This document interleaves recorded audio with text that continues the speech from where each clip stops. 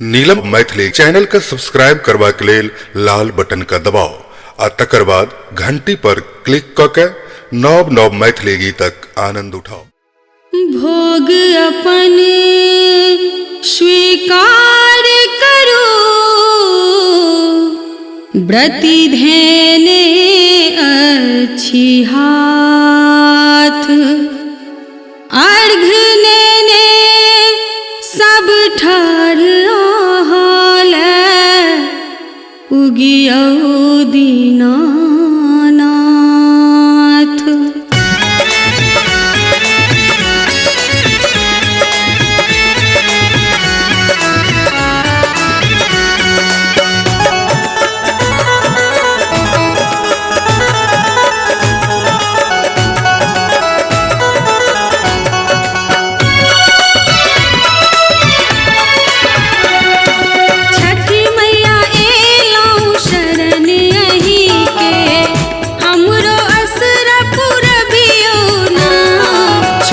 मैया एलो शरण अहीं के, हमरो असरा पुरबियो ना। असरा पुरबियो ना, हमरो असरा पुरबियो ना।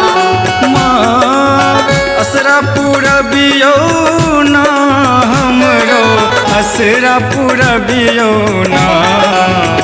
मैया एलो शरण अहीं के, हमरो असरा पुरबियो ना। छठी मैया एलो शरण अहीं के, हमरो असरा पुरबियो ना।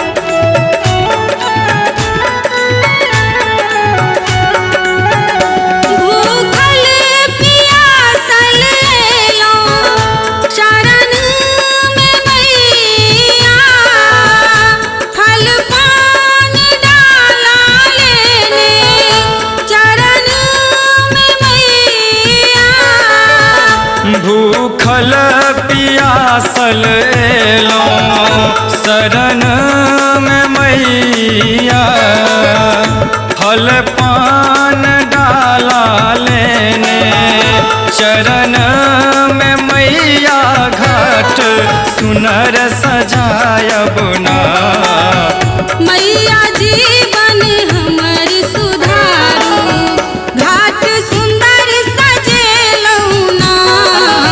छठी मैया एलौ शरण अहीं के, हमरा असरा पुराबू ना। छठी मैया एलो शरण अहीं के, हमरो असरा पुरबियो ना।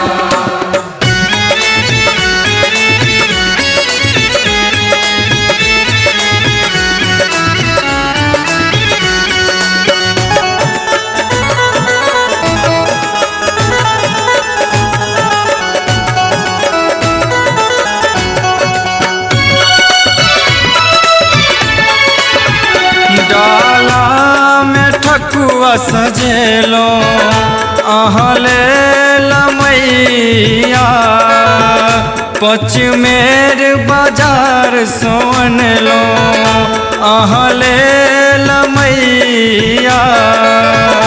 डाला में ठकुआ सजेलो अहाँ लेल मैया, लड्डू बाजार सानलो अहाँ लेल मैया।